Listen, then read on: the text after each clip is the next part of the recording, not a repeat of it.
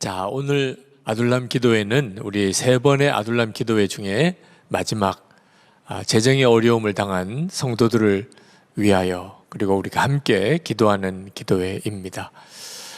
오늘 주시는 성경 본문의 말씀을 먼저 읽겠습니다. 누가복음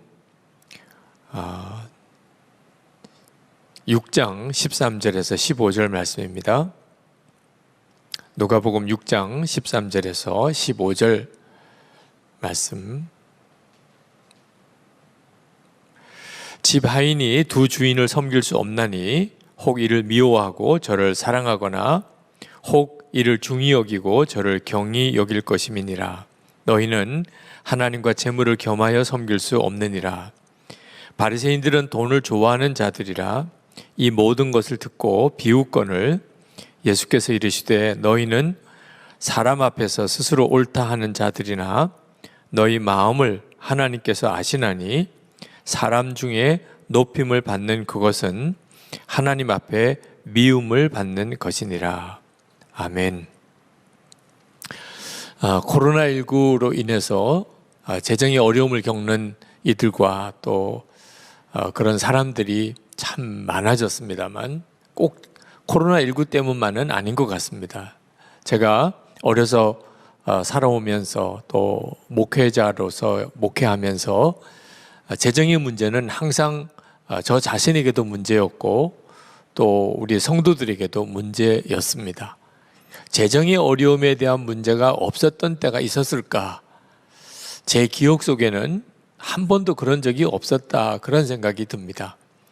그러므로 이 재정의 어려움은 어쩌면 우리에게 있어서 아주 특별한 어려움이기보다는 하나님의 어떤 섭리와 관련된 문제가 아닐까, 그런 생각이 듭니다. 이따금 하나님은 진짜 축복의 하나님이 맞을까, 그런 생각이 들곤 합니다. 왜냐하면 재정의 어려움을 겪는 하나님의 자녀들, 성도들이 너무 많기 때문에 그렇습니다. 하나님이 정말 재정의 복을 주시는 분일까? 오히려 하나님을 믿지 않는 사람들이 훨씬 더 많은 부를 가지고 있는 것을 볼 때 더욱 그런 마음이 듭니다. 그러나 분명히 성경적으로도 그렇고 또 실제적으로 우리의 삶에 있어서도 하나님은 축복의 하나님이 맞습니다.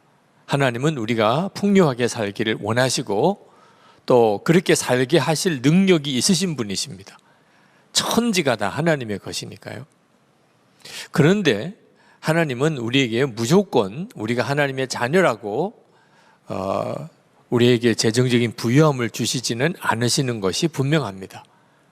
분명히 우리의 자녀들이 부유하게 경제적으로 넉넉하게 살기를 부모라면 당연히 원하는 것과 똑같이 하나님께서도 우리가 부유하게 살기를 원하시지만 그러나 부유하게 살게 늘 만드시지 않으시고 오히려 재정의 연단을 주시는 때가 훨씬 많습니다. 성경을 읽어보아도 하나님께서 정말 재정적인 복을 주셨던 하나님의 사람들도 다 재정의 연단을 받았음을 알 수 있습니다. 아브라함도 그렇죠. 복의 근원이라고 하지만 아브라함도 오랜 기간 동안 그는 연단을 받았습니다. 다윗도 아주 무서운 연단을 받았습니다. 욥도 그랬죠. 하나님께서 이렇게 재정의 복을 마음껏 부어주실 수 있으면서도 하나님이 우리에게 오히려 재정의 연단을 주시는 것처럼 느껴지는 이유, 그건 재정에 영적인 문제가 걸려있기 때문에 그렇습니다. 단순히 우리가 하나님께서 재정을 풍요하게 해주시는 하나님이라고만 믿을 수가 없는 요소가 하나 있습니다. 그건 재정과 관련하여 마귀가 역사하는 것 때문에 그렇습니다. 마귀가 재정에 관여합니다.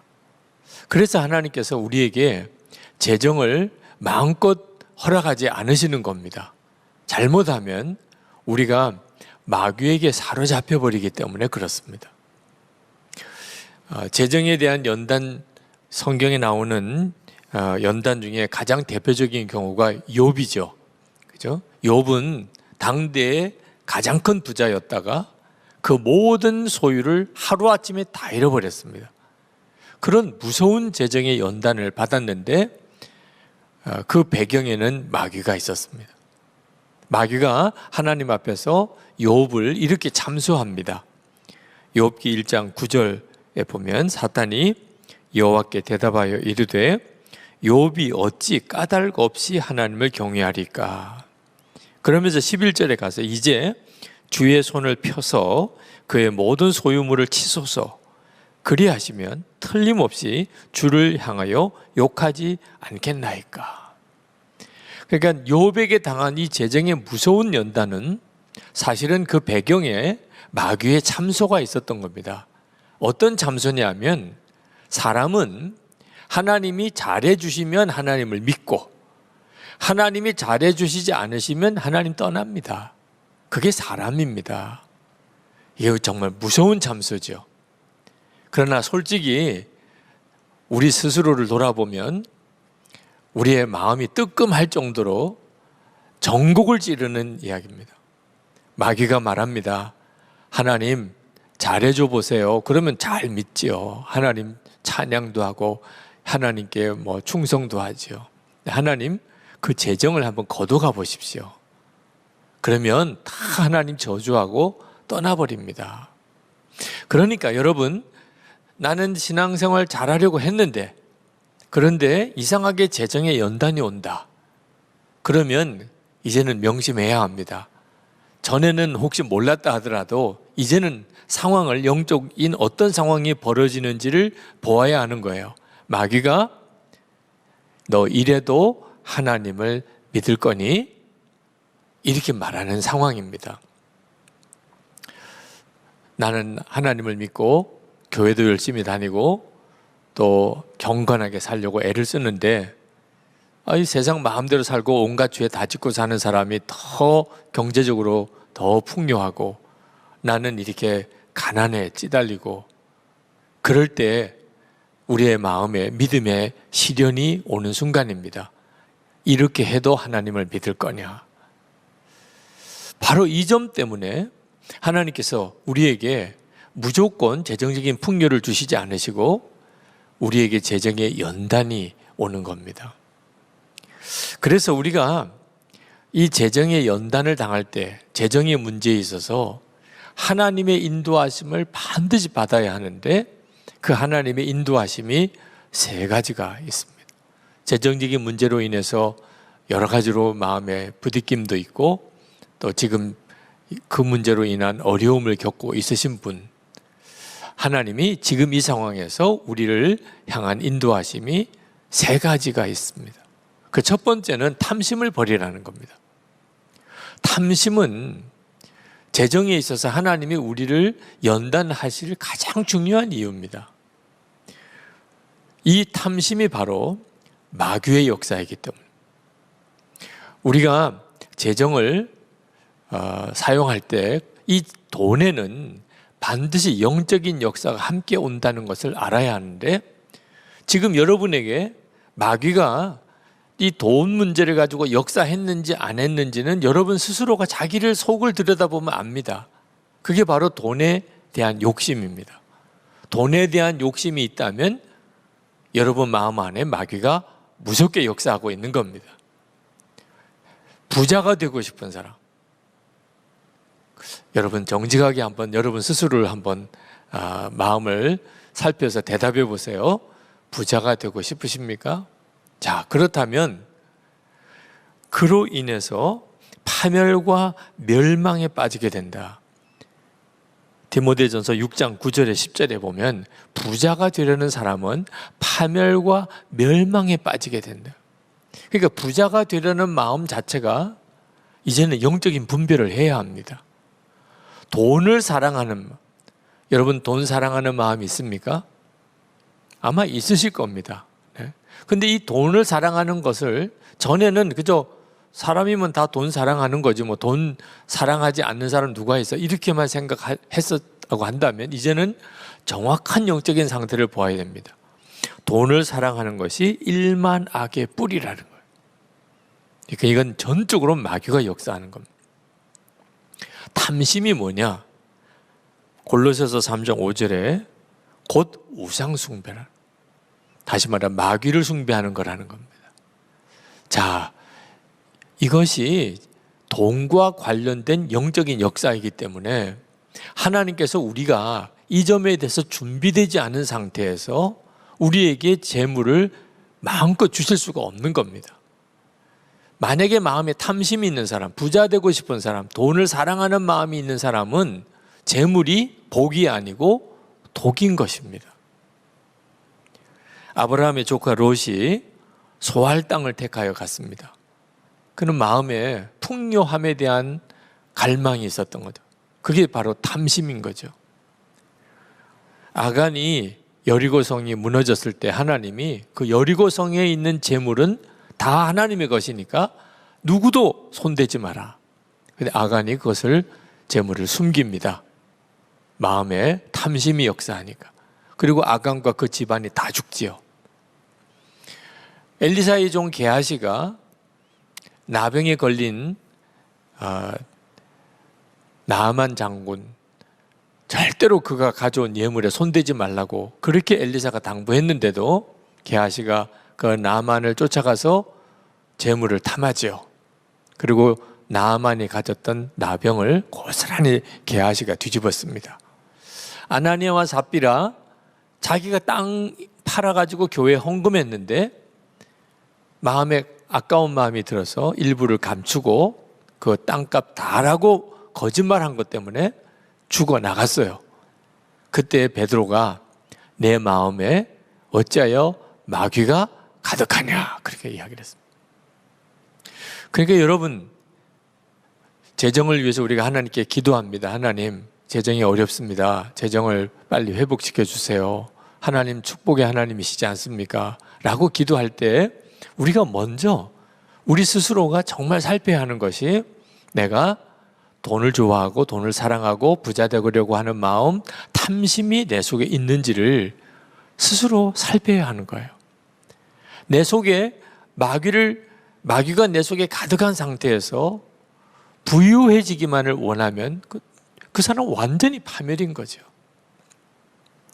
누가복음 16장 13절에 주님은 이렇게 말씀합니다. 집 하인이 두 주인을 섬길 수 없나니 혹 이를 미워하고 저를 사랑하거나 혹 이를 중히 여기고 저를 경히 여김이니라. 너희는 하나님과 재물을 겸하여 섬길 수 없느니라. 이렇게 말씀하세요. 하나님과 재물은 절대로 겸해 섬길 수 있는 대상이 아닙니다. 그러니까 우리 마음에 돈을 사랑하고 부자 되고 싶고 탐심이 있으면 이미 내 마음은 재물을 섬기고 있는 거예요. 자, 이렇게 말씀하시니까 바리새인들이 그 말을 듣고 예수님을 비웃었다고 그랬습니다. 그러니까 뭐 콧웃음을 치거나 벌써 안색이 벌써 안 좋은 거죠. 그때 성경은 그 바리새인들이 그렇게 하는 이유가 돈을 좋아하는 자들이라 이렇게 표현을 합니다.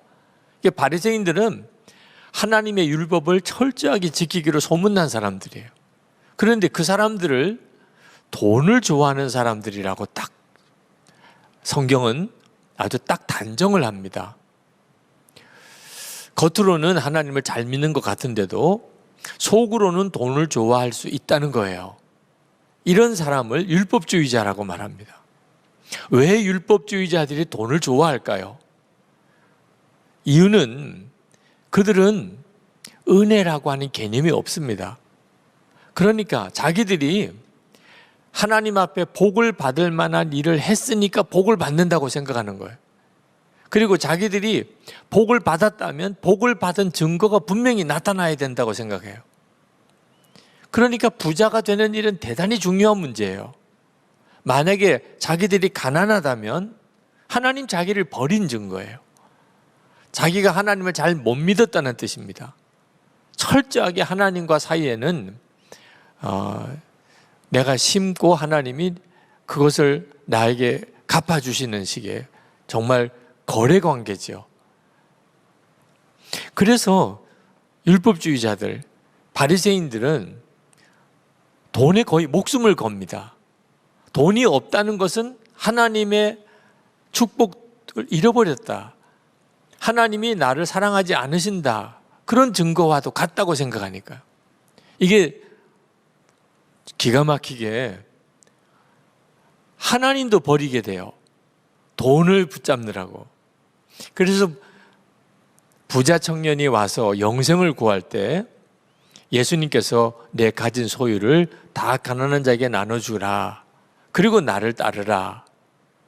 자, 영생을 얻을 수 있는 정말 기가 막힌 주님의 초청을 받은 거예요.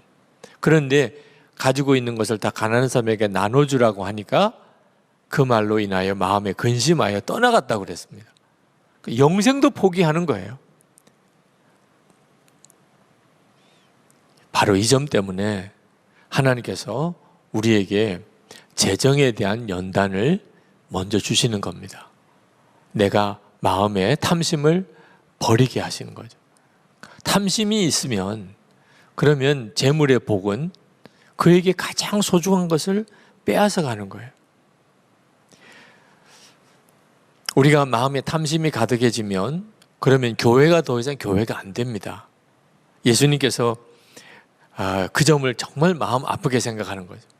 야고보 사도가 야고보서 2장 2절부터 이렇게 말씀합니다. 만일 너희 회당에 금가락지를 끼고 아름다운 옷을 입은 사람이 들어오고 또 남루한 옷을 입은 가난한 사람이 들어올 때에 너희가 아름다운 옷을 입은 자를 눈여겨보고 말하되 여기 좋은 자리에 앉으소서 하고 가난한 자에게 말하되 너는 거기 서 있든지 내 발등상 아래 앉으라 하면 너희끼리 서로 차별하며 악한 생각으로 판단하는 자가 되는 것이 아니냐. 자, 이것이 바로 그때 당시에 그 교회 공동체, 야고보 사도가 당시의 교회 공동체에게 하는 이야기예요. 부자가 들어오면 대접받아요. 아, 우리 교회에 부자가 왔구나. 아, 사람들이 다 좋아해요. 오면 다 장석에 앉혀요. 가난한 사람이 들어와요. 거들떠 보지도 않아요. 내 저 밑에 가서 있든지 말든지 서 있든지 앉든지 관심도 기울이지 않아요. 그때 당시에 초대교회 회당에 이런 문제가 생겼다는 거예요. 왜 이런 문제가 생긴 거죠? 세상 기준이 성도들의 마음에도 들어온 거예요. 모든 것을 다 그 사람이 가지고 있는 소유가 많고 적음에 따라서 판단하는 거죠. 이것을 악한 생각이라고 그렇게 말했는데 그게 바로 탐심인 겁니다. 그러면 교회 공동체가 더 이상 교회 공동체가 되지 않아요. 자, 요즘 우리 한국 교회 가지고 있는 심각한 문제예요. 교회 성도들 안에 세상에서 가지고 있는 그 사람의 어떤 부에 따라서 그 사람을 대하는 태도가 달라지고, 우리 교회 공동체는 그 점에 대해서 다 극복이 되었나요? 하나님은 어떠실까요? 하나님은 정반대로 오히려 가난한 자를 택하신다고 말합니다. 그 이어서 야고보서 2장 5절부터 제가 읽어보겠습니다. 내 사랑하는 형제들아 들을지어다. 하나님이 세상에서 가난한 자를 택하사 믿음에 부유하게 하시고 또 자기를 사랑하는 자들에게 약속하신 나라를 상속으로 받게 하지 아니하셨느냐. 너희는 도리어 가난한 자를 업신여겼도다. 부자는 너희를 억압하며 법정으로 끌고 가지 아니하느냐. 그들을 너희에게 대하여 일컫는 바 그 아름다운 이름을 비방하지 아니하느냐. 하나님은 가난한 자를 택하신다는 거예요. 이건 정말 우리에게 너무너무 중요합니다. 단순히 우리가 돈 때문에 걱정하고 가난 때문에 힘들다 이런 정도의 문제가 아닙니다. 우리가 우리 자신이 진짜 구원받은 하나님의 자녀, 구원받은 그 영혼인가? 우리 교회가 정말 예수님이 내 교회다, 천국 공동체라고 할 수 있는 그런 교회인가 아닌가가 결정나는 거예요. 탐심은요 정말 무서운 마귀의 역사입니다. 요한계시록에서 예수님은 아주 가난했던 서머나 교회를 부유하다고 말했습니다. 요한계시록 2장 9절에 내가 내 환난과 궁핍을 알거니와 실상은 내가 부유한 자니라. 보는 눈이 완전히 다른 거예요. 세상적인 기준으로 보는 거하고 하나님이 보시는 기준으로 보는 게 완전히 달라 보인다는 겁니다. 우리는 세상에서 돈 많은 사람, 당연히 그냥 돈 많은 것처럼 보이죠. 하나님의 라오디게아 교회, 부자였던 교회, 이렇게 말씀합니다. 요한계시록 3장 17절에 내가 말하기를 나는 부자라 부유하여 부족한 것이 없다 하나 내 공고한 것과 가련한 것과 가난한 것과 눈먼 것과 벌거벗은 것을 알지 못하는도다. 그 라오디게아 교회는 대단히 부자 교회였는데 주님은 네 가난한 것을 내가 알지 못하는도다. 그러니까 우리가 이제는 알아야 합니다. 우리가 세상의 눈으로, 인간의 눈으로, 사람의 눈으로 보는 거하고 우리 하나님이 보시는 눈이 완전히 다르다는 거예요. 우리가 어디 호텔에 가든지 또는 뭐 어디 상점에 가든지 또는 어떤 마트에 가든지 백화점에 가든지 돈 많은 사람은 돈 많은 대접을 받아요. 돈 많은 사람에게 더 많은 혜택을 주지요. 그 사람이 또 소비를 많이 하니까 대우받는 거죠. 세상은 돈 많은 사람을 대우하는 거예요. 그걸 조금이라도 죄라고 생각 안 합니다. 악하다고 생각하지 않아요. 당연한 거죠. 돈 없는 사람은 돈 없는 대로 대우 못 받는 거죠. 세상이 그런 거죠. 교회는 달라야 한다는 거예요. 교회도 마치 세상하고 똑같아져 버리면 이건 정말 무섭다는 거예요. 그런 점에서 우리 자신 안에 과연 세상적인 기준으로 돈 많은 사람, 가난한 사람을 보는 그 기준이 내 속에는 완전히 바뀌었나? 탐심이 내 속에 있나? 돈을 좋아하고 돈을 사랑하는 것, 부자 되고 싶은 마음이 내 속에 여전히 남아 있느냐? 이제는 없어졌느냐? 여기에 따라 달라지는 거예요. 우리가 하나님의 말씀대로 살면서 세상에서 부유하게 살지는 못했다. 그러면 정말 잘 된 거예요. 이건 진짜 잘 된 거예요. 내가 하나님의 말씀대로 살기 위해서 세상에서는 부유하지 못한 거. 그 사람은 하나님의 나라에서 받을 상급이 크니까. 우리가 세상에서 하나님의 말씀대로 살았는데 세상에서 아주 부유하게 복을 받았어요. 그것도 잘 된 일이죠. 그걸 나쁘다고 말할 수는 없는 거죠. 그러나 한 가지 기억해야 될 것은 하나님 앞에 갔을 때 받을 상이 없을 수도 있어요. 왜? 하나님 말씀대로 살았던 것에 대한 상을 세상에서 다 받았으니까. 아주 짧게 사는 100년도 못 사는 세상에서 받아버렸어요, 상을. 하나님 앞에 갔을 때 더 받을 수 없을 수도 있어요. 하나님의 말씀대로 살지 못했어요. 왜? 이 땅에서 부유하게 살고 싶어서. 이건 진짜 끔찍한 일인 거예요. 이건 정말 울고 통곡할 일인 겁니다. 여러분이 그 점에 대해서 명확해야 비로소 하나님은 여러분에게 재정적인 일을 맡길 수가 있는 거예요. 결국은 탐심이 하나님이 나를 마음껏 재정적인 복을 주실 수 없도록 막는 역할을 하고 있는 겁니다. 미국의 유명한 척 스미스 목사님의 일화입니다. 그분이 처음 교회를 개척하시고 예배당을 하나 마련하고 싶었는데 개척교회 당시니까 참 어려웠죠. 근데 그 주변에 꼭 이제 소유하고 싶은 땅이 하나 생겼습니다. 그래서 저 땅에 예배당을 지으면 좋겠다. 그런데 그 땅이 이제 매물로 나왔는데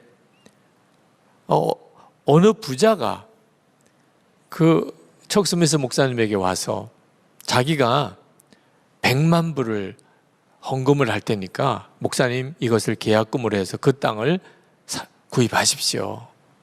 그렇게 제안을 해 온 거예요. 그 척 스미스 목사님 당시 때 100만 불이면 엄청난 돈입니다. 뭐 지금도 큰 돈이긴 합니다만. 근데 척스미스 목사님이 그때 무슨 생각이 들었냐면 내가 이 땅을 하나님께 달라고 기도하지를 않았다는 거예요. 그 매물이 나온 거 소식은 들었는데 하나님이 이 땅을 우리에게 주십시오. 그렇게 기도를 하지 않고 그 부자가 그런 엄청난 제안을 해온 겁니다. 그래서 잠깐만 우리 하나님께 기도한 다음에 제가 답을 드리겠습니다. 그렇게 이야기를 했어요. 그리고 하나님께 기도를 했습니다. 근데 하나님께 기도하는데 자꾸 마음에 그 부자가 헌금하겠다고 하는 것을 받으면 안 된다, 그런 생각이 자꾸 들더래요. 왜냐하면 이게 진짜 하나님이 역사하신 걸까? 아니면 그 부자가 개인적으로 그저 호의를 가지고 한 일에 불과한 걸까? 그런 문제 때문에 자꾸 마음이 시달림이 된 겁니다. 만약에 매물이 나왔는데 하나님께 기도를 했어요. 하나님, 이 땅을 우리가 소유하고 싶습니다. 우리에게 이 땅을 소유할 길을 열어주세요. 그랬는데 그 부자가 만약에 100만 불을 헌금하겠다 그러면 진짜 응답인 거죠. 아, 하나님이 이렇게 이 사람을 통해서 이렇게 역사하시는구나. 근데 자기는 한 번도 기도를 안 했는데 그 사람이 100만 불을 내겠다고 이야기를 한 것이 자꾸 자기 마음을 자꾸 요동하게 만드는 겁니다. 내가 이 부자를 더 의지하게 하는 거 아닌가, 하나님보다. 아, 이거는 굉장히 위험한데. 그래서 그 부자에게 거절합니다. 저는 그 돈을 받을 수가 없습니다. 하나님이 허락하심이 없는 것 같습니다. 제가 그 일화를 읽을 때가 제가 신학교를 졸업하고 이제 막 목회를 시작할 때였어요. 저는 참 그 척스미스 목사님을 이해할 수가 없었어요, 그때는. 이 기도를 하기 전이나 후나 그게 무슨 상관이란 말이야. 그렇게 큰 돈을 헌금해서 그 땅을 살 수 있게 되는 것은 그건 하나님의 역사지. 그렇게 믿으면 되지.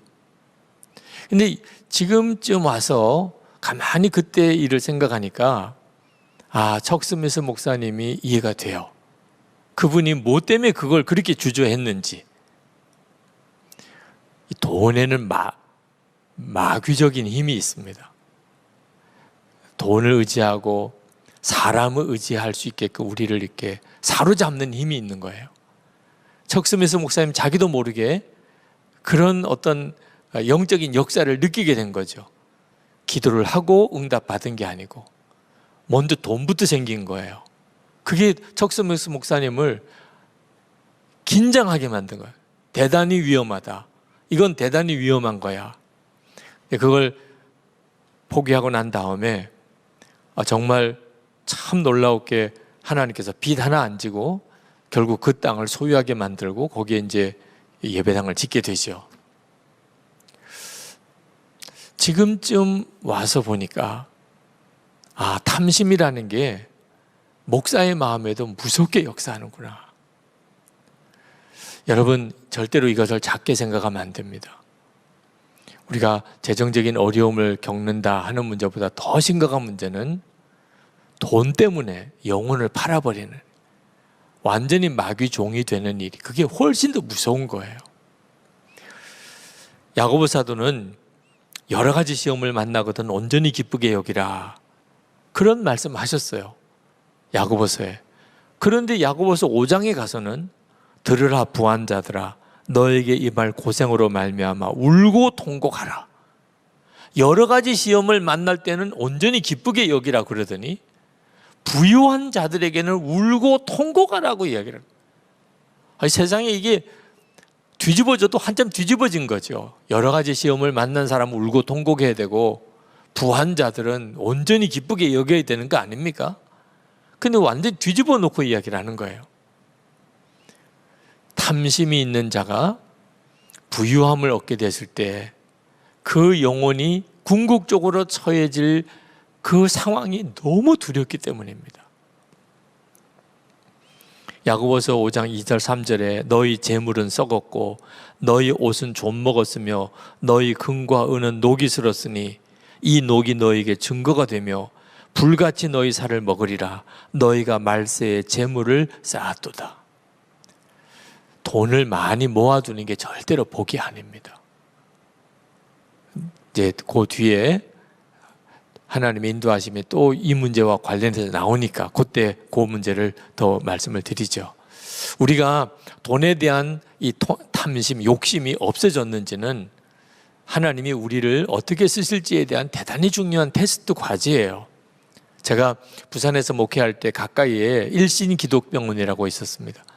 그 일신기독병원은 호주 선교사님들이 세우신 병원이에요.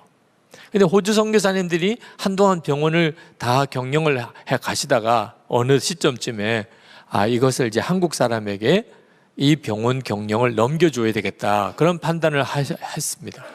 자, 그런데 누구를 믿을 수 있는지가 그분들이 자신이 없어요.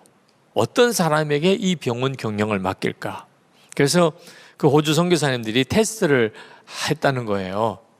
그들이 사무실에서 같이 일하는 직원들이, 이제 한국 직원들이 같이 사무실에서 같이 일을 하는데, 선교사님이 퇴근하면서 책상 위에다가 돈을 놓고, 그냥 서랍에 안 놓고 금고에 안 놓고 그냥 돈을 책상 위에다 올려놓고 먼저 퇴근을 해버리는 겁니다.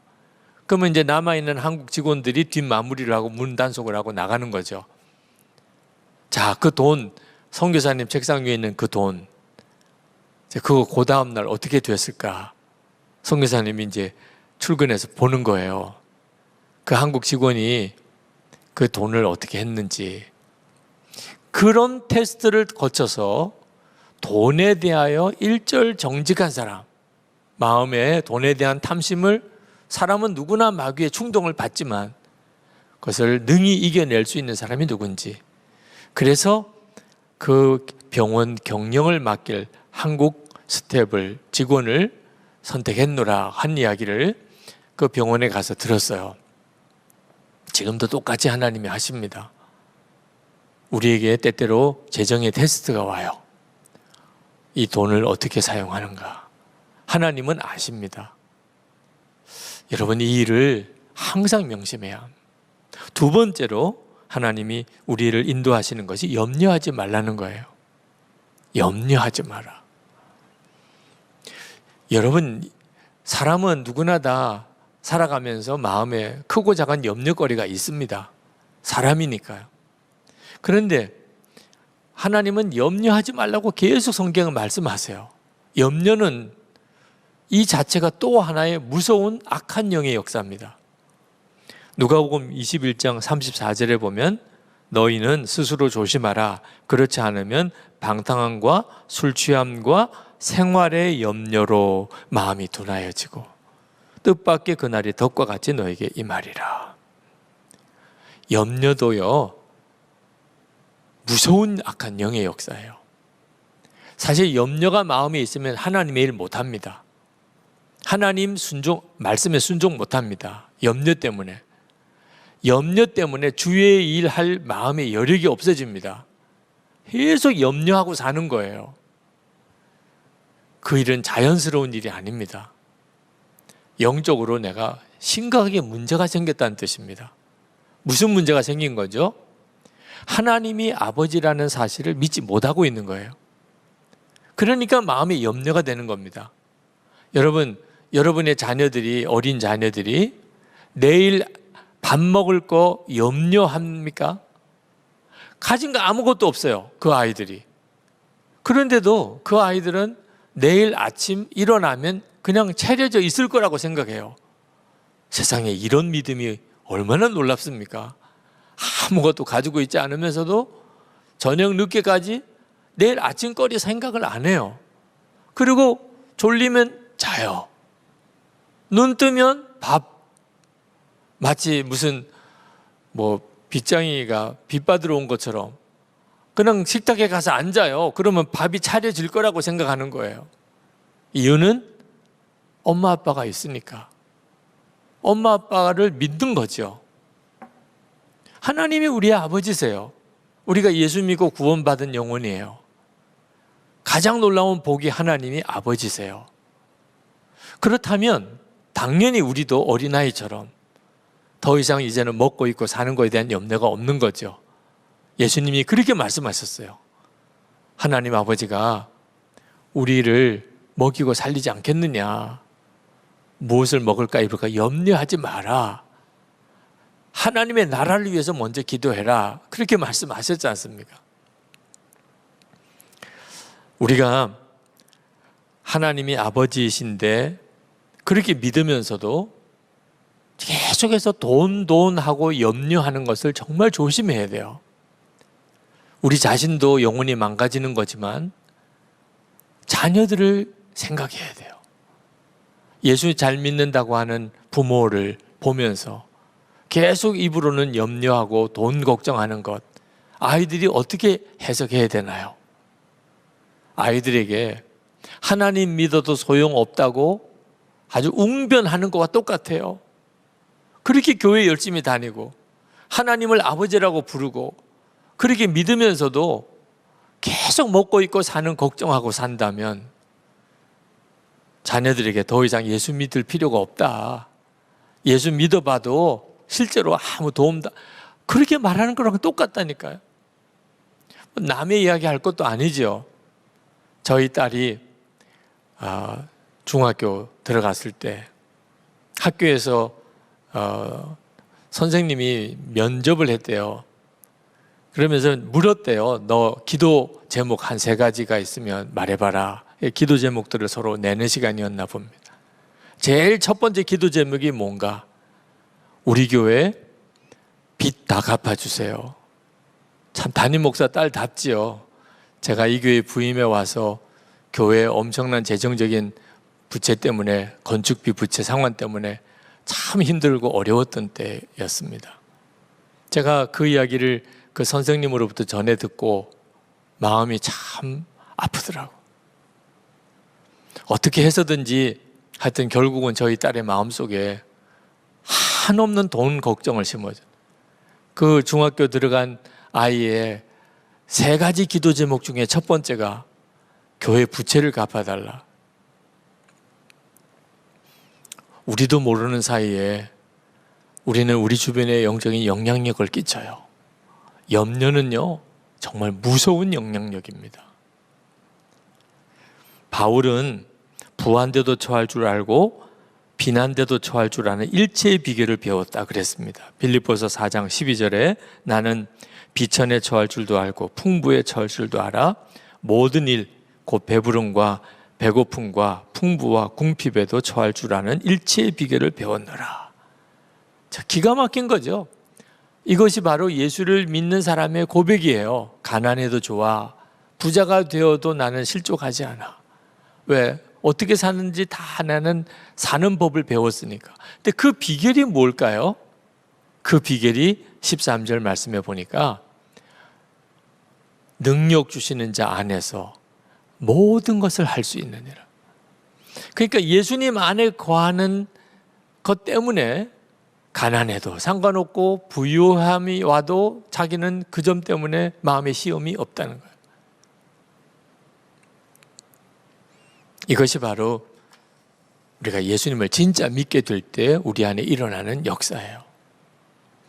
여러분이 정말 돈보다도 더 큰 주님이 진짜 믿어져서 마음속에 더 이상 염려가 사라졌는지 여러분 자신을 한번 돌아봐야 됩니다.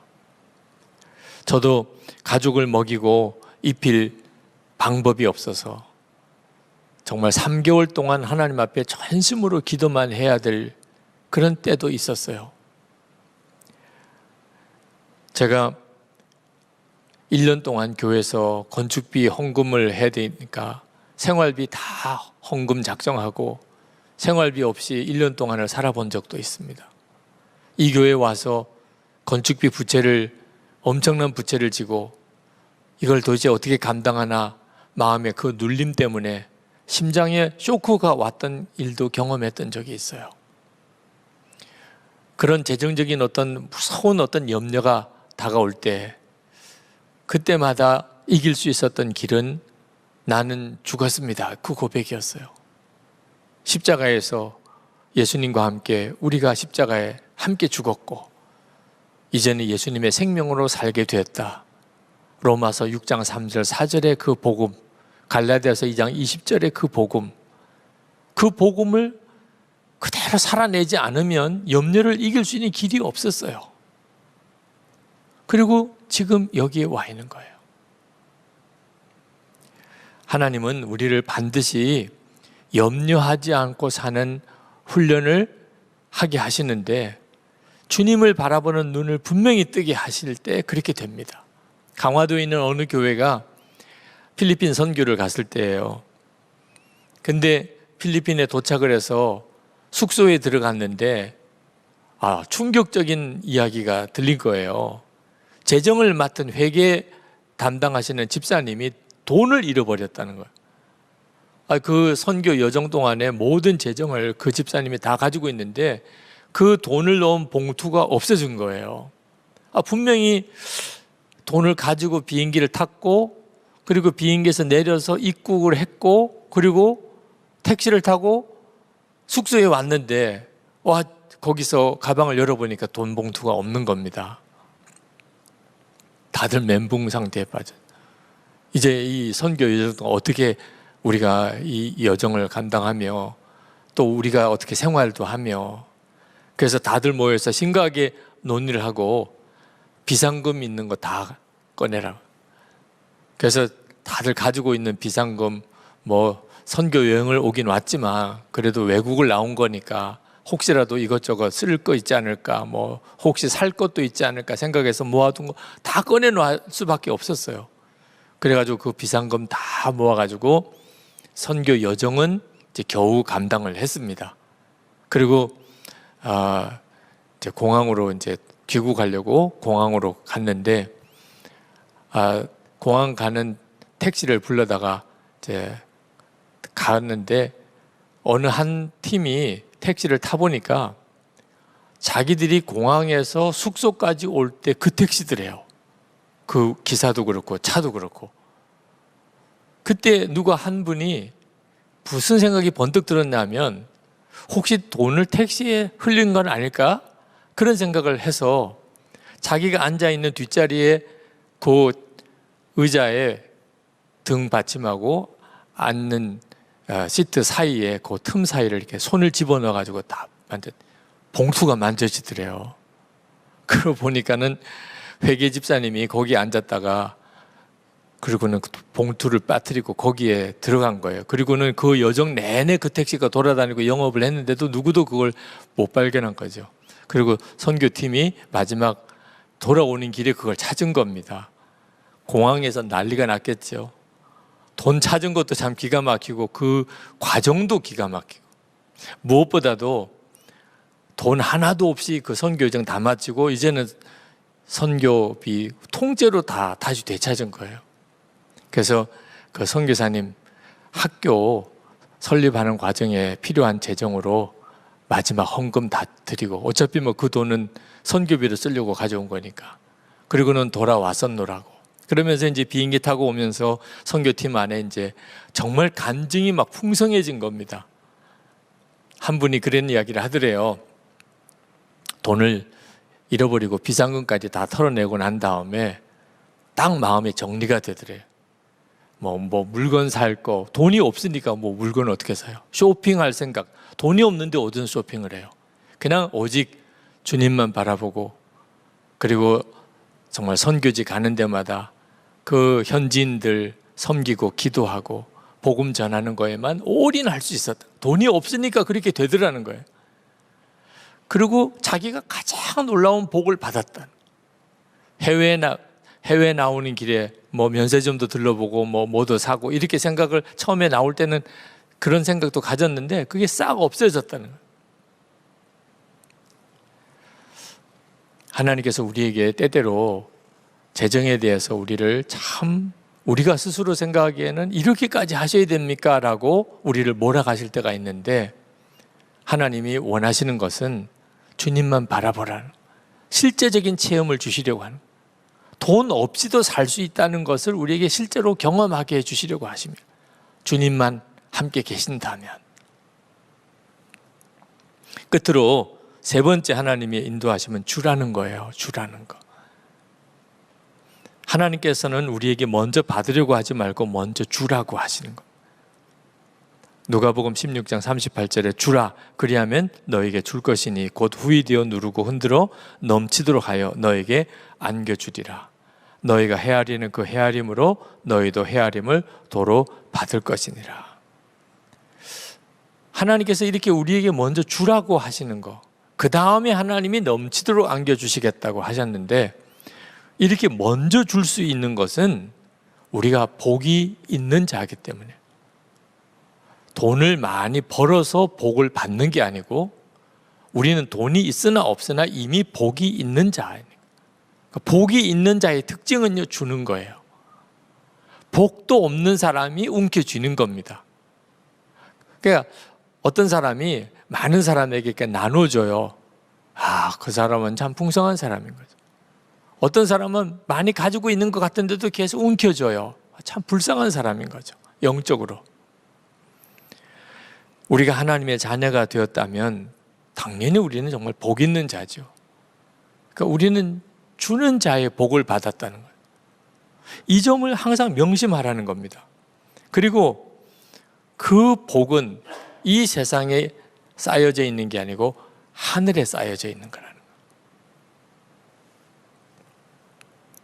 마태복음 6장 22절, 주님은 마태복음 6장 19절에서 21절까지 보물을 하늘에 쌓으라 이런 말씀을 하세요. 보물을 하늘에 쌓으라. 그러고 난 다음에 22절부터 눈에 대한 말씀을 하십니다. 눈은 몸의 등불이니 그러므로 내 눈이 성하면 온몸이 밝을 것이요. 23절에 눈이 나쁘면 온몸이 어두울 것이니 그러므로 내게 있는 빛이 어두우면 그 어두움이 얼마나 더하겠느냐. 자, 재물을 하늘에 쌓으라고 하고는 그 다음에 눈이 밝고 어두운 것에 대한 말씀을 하세요. 그 말은 눈이 뜨여야 한다는 겁니다. 하늘이 있다는 것에 대해서 듣기만 하지 말고 실제로 하늘이 있음을 보는 눈이 뜨인 사람이어야 비로소 주는 것이 얼마나 복 있는가를 알게 된다는 거예요. 우리 눈이 어두워졌다고 말하죠. 돈의 눈이 어두워졌다. 대부분 사람들이 그렇게 삽니다. 지금 돈의 눈이 어두워져서 하늘이 있는 걸 몰라요. 그래서 어떻든지 이 세상에서 돈을 쌓아두려고 해요. 그래서 완전히 마귀의 종로로 다는 겁니다. 돈이 없어서 힘든 것도 사실이에요. 돈 없으면 정말 힘들죠. 그럼 돈 많으면 괜찮을까요? 돈 많으면 더 어렵습니다. 나는 어려워도 좋으니까 돈이라도 한번 많아줘 보면 좋겠어. 하나님이 그럴 기회를 주실지도 몰라요. 근데 실제로 정말 돈이 많아서 사람이 안 되는, 완전히 이성을 잃어버린 사람들 얼마나 많은지 몰라요. 돈 때문에 건강 잃어버린 사람, 제정신 아닌 거죠. 돈하고 건강하고 비교가 됩니까? 그런데 돈 때문에 건강 잃어버려요. 돈 때문에 가정 다 망치는 사람 실제로 얼마나 많습니까? 돈 때문에 친구 잃어버려요. 돈 때문에 믿음 잃어버려요. 돈 때문에 영생 잃어버려요. 돈은 많아도 엄청나게 문제가 돼요. 눈이 안 열리니까. 그러니까 그렇게 사는 거죠. 예수님이 부자 청년에게 가진 거 다 가난한 자에게 나눠주라 하면서 하늘에 보화가 있으리라. 마가복음 10장 21절에 그리하면 하늘에서 보화가 내게 있으리라. 근데 그 부자 청년은 눈이 안 열릴린가, 하늘에 보화가 있다는 말을 듣기는 해도 그게 자기에게는 실제가 아니니까 결국은 근심하며 떠나가게 됩니다. 그러니까 눈이 뜨이지 않은 사람은 세상 없는 하나님의 나라에 대해서, 하늘에 대한 말씀을 들어도 그는 복 있게 못 살아요. 지금 현재 여러분이 어떤 처지에 있든지 여러분이 살 길은 더 받는 게 아니고 주는 것이라는 것을 꼭 명심해야 됩니다.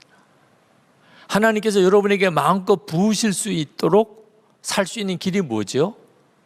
달라고 기도하는 겁니까? 주님의 말씀에 의하면 먼저 주라. 그러면 내가 누르고 흔들어 넘치도록 하여 너에게 안겨주리라. 근데 이 복은요, 궁극적으로는 하늘에 쌓여지는 거라는 거예요. 우리 교회 세 가지 믿음의 실험, 제가 처음 이 교회에 부임할 때 했던 믿음의 실험 세 가지가 있는데, 하나는 예수님이 정말 우리와 함께 계시다는 것을 믿음으로 실험하는, 두 번째는 성령님은 우리를 언제나 하나 되게 만드신다는 믿음의 실험을 해보자. 세 번째가 힘을 다하여 주자. 재정에 있어서 하나님 말씀을 한번 실험해보자. 주라고 했으니 주자. 그러면 하나님이 우리를 채워주실 것입니다. 지난 18년 동안 제가 선한목자교회 목회하면서 저에게 있어서는 거의 사명과 같이 했던 일이, 우리 교회의 재정이 허락하는 한 하여튼 주는 대로 주자. 때때로는 교우들의 오해도 많이 받았습니다. 교회 건축비 부채가 많다고 하는데 어떻게 교회 담임 목사는 저렇게 주려고만 하냐, 그거 조금 아껴서 건축비 부채라도 빨리 좀 상환하지. 제 머릿속에 우리가 아껴서 상환할 정도였다면 아마 저도 그랬을지 몰라요. 재정을 조금씩 아껴서 그거 가지고 갚을 수 있겠구나, 이렇게 계산이 나왔다면 저는 아마 그랬을지 모르겠어요. 근데 우리 교회 재정을 아껴가지고 갚을 수 있는 범위가 비교가 안 되게 커요. 교회 부채가. 그때 제 마음에 참 오기 같은 믿음이 생기는 겁니다. 하나님, 계속 흘려보내겠습니다. 재정의 믿음의 실험을 하겠습니다. 그리고 말씀하신 대로 누르고 흔들어 넘치도록 해서 안겨주시는지 제가 실험해 보겠습니다. 그리고 지난 18년을 온 거예요. 지금 저희 교회의 형편을 가만히 돌아보면 말씀이 맞구나. 여러분, 이 점에 대한 하나님의 인도하심을 받아야 돼요. 2020년 아마 역사에 남을 어려운 해입니다. 그런데 올해 우리 교회 재정에 아주 특별한 현상이 하나 생긴 것이, 제가 이 교회에 부임해 온 이래 가장 많이 도운 해예요. 외부로 우리 교회 재정이 흘려나간 것이 예년과 비교가 안 되게 엄청나게 많아요. 저는 그 과정을 1년 내내 지켜보면서 이건 정말 너무나 놀라운 일이라. 우리 교우들 중에 구제연금 어려움을 당한 사람의 소식을 들으면서 자기도 어렵지만 계속 구제연금을 이렇게 작정하고 흘려보내는 분들을 이렇게 봅니다. 그분들을 소개하고 싶은 마음도 있어요. 근데 본인들이 극구 그것을 원하지 않으니까 누가 어떻게 헌금한 것에 대해서 일절 제가 광고하거나 알린 적이 없어요. 근데 참 많은 분들이 재정적으로 어려운 사람을 도와주세요, 어려운 교회를 도와주세요, 어려운 선교사님을 도와주세요, 어디에 어렵다는 이야기가 있으면 그렇게 헌금들을 많이 하셨어요. 저는 그래서 2020년이 절대로 어려운 해만은 아니라고 확신하는 거예요. 2020년에 믿음의 이 섬긴, 주는 씨가 엄청나게 뿌려진 해예요. 하나님은 역사하고 계신 거죠. 하나님의 역사가 아니라면 있을 수가 없는 일이에요. 이 땅에서도 하나님이 그 증거를 주시겠지만 무엇보다 하늘나라에서 받을 상급이 엄청난 거예요. 며칠 전에 제 아내가 교회 성전 기도하러 저녁에 나오면서 늘 성경책 기도 노트 이렇게 가지고 교회 와서 예배 드리는 거니까, 기도하는 거니까 지갑도 빼놓고 가방도 빼놓고 성경책하고 노트만 들고 교회를 와서 기도를 했는데, 그날따라 갑자기 마음에 돈을 조금 마련해서 봉투에 가지고 갈 마음이 탁 생기더래요. 누군가를 만날 것 같은 생각도 들고. 그런데 이게 진짜 하나님이 주신 마음인지 아닌지 자신은 없는데 믿음의 실험을 한번 해봐야 되겠다. 그래서 그걸 봉투에다가 돈을 넣어가지고 성전에 와서 예배당에서 기도를 하는데, 기도를 하고 나오는데 어느 집사님이 탁 눈에 뜨이더래요. 내 마음에 저 집사님이구나, 저분에게 드리라고 하는 거구나, 이런 생각을 했다는 거예요. 그래서 순종하는 마음으로 그 집사님에게 가서 봉투를 드리고 하나님이 마음을 주신 거예요, 그렇게는 전하고는 돌아왔다는 거죠. 근데 마음에 정말 이게 하나님의 인도하심인지 아니면 그냥 내 생각으로는 한 건지, 생뚱맞게 어느 집사님한테 그냥 돈을 딱 드리고 왔으니 또 그 집사님 뭐라고 당황해하지는 않을까, 뭐 여러 가지 복잡한 생각을 했었답니다. 근데 그 다음날 그 집사님 남편의 페이스북을 이렇게 보는데 그 내용이 쫙 나와 있더래요. 그 내용에 대해서는 제가 다 소개를 해드리고 싶지는 않습니다. 혹시 보신 분도 있을지는 모르겠어요.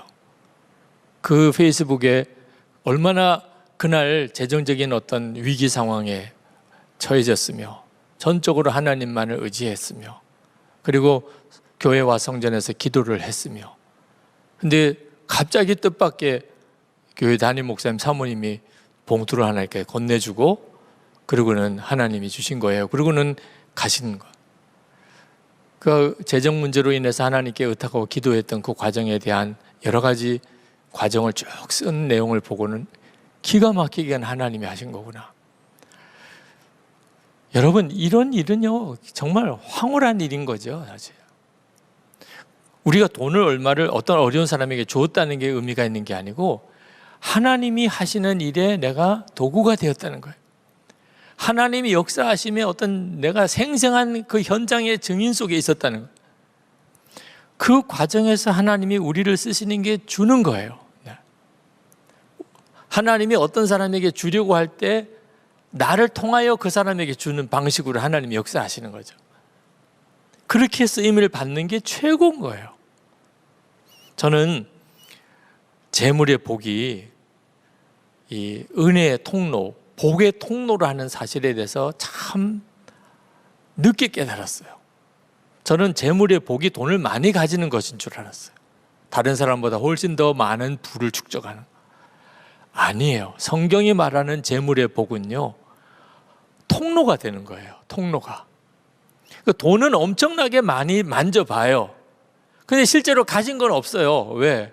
자기 게 아니니까. 다 나는 통로가 돼서 다른 사람에게 흘려보내준 거예요. 그게 바로 우리가 받는 재물의 복이에요. 그러니까 우리에게 있어서 매우 중요한 문제는 얼마나 많이 도왔느냐는 것도 중요하지만 얼마나 많이 남았느냐 하는 거예요. 얼마나 많이 남은 게 문제예요. 남은 게. 이 점에 대해서 여러분들이 분명히 깨달으셔야 돼요. 그러면 하나님이 여러분들을 정말 마음껏 쓰시기 시작해요. 그렇게 쓸 수 있는 사람이 적은 거예요. 지금 현재 내 처지가 어려운 처지라도 통로 역할을 얼마든지 할 수 있어요. 정말 빵 하나 잘해서 다른 사람에게, 없는 사람에게 나눠줄 수 있는 거죠. 누구에게도 줄 수 없을 만큼 아무것도 가지고 있지 않은 사람은 없어요. 또 누구로부터 도움을 받을 필요도 없을 만큼 완벽하게 다 가진 사람도 없어요. 우리가 하나님 앞에 정말 믿고 기도해야 될 축복은요, 하나님 나를 통로로 써주세요. 하나님으로부터 부어지는 은혜가 나를 통하여 주변에 있는 어려운 사람들, 많은 사람에게 흘러가게 해주세요. 저는 이것이 재정의 어려움을 만났을 때 그 재정의 어려움에서 우리가 일어날 수 있는 가장 복된 기도라고 믿습니다. 저는 선한목자교회 성도들, 오늘 이렇게 온라인 집회로 아들라인 기도회에 오신 재정으로 인해서 눈물 뿌려 기도하는 성도 여러분들이 하나님의 인도함을 정확하게 받을 수 있게 되기를 바랍니다. 절대로 탐심의 종이 되지 마십시오. 이 마귀입니다. 돈을 좋아하고 돈을 사랑하고 부자 되려고 하는 마음, 그건 완전히 마귀를 품고 있는 거예요. 이건 정말 예수님의 이름으로 단호하게 대적하여 내쫓아야 합니다. 두 번째, 절대 염려하지 마십시오. 하나님의 아버지이신 것을 진짜 믿으세요. 24시간 주님을 바라보려고 하는 거 그 까닭입니다. 그리고 주는 것이 그게 진짜 복인 것을 정말 믿으세요. 은혜의 통로가 되는 것이 최고의 축복입니다. 영적인 눈이 뜨이고 나면 한 번쯤은 이 재정의 고비를 넘기는 체험이 필요합니다. 그 다음엔 영적인 자유함이 와요. 재정에 대한 자유함이. 지금 여러분들이 바로 그 고비를 넘어가는 순간인지 모릅니다. 주님을 더욱 바라보시고 더 믿음으로 나가보세요. 주님께 진짜 맡기고, 그리고 지금 있는 형편에서 나누려고 애를 써보세요. 그리고 하나님의 약속이 진짜 사실인지를 여러분이 실제로 체험하게 되기를 바랍니다. 다 복의 통로가 되시기를 축복합니다.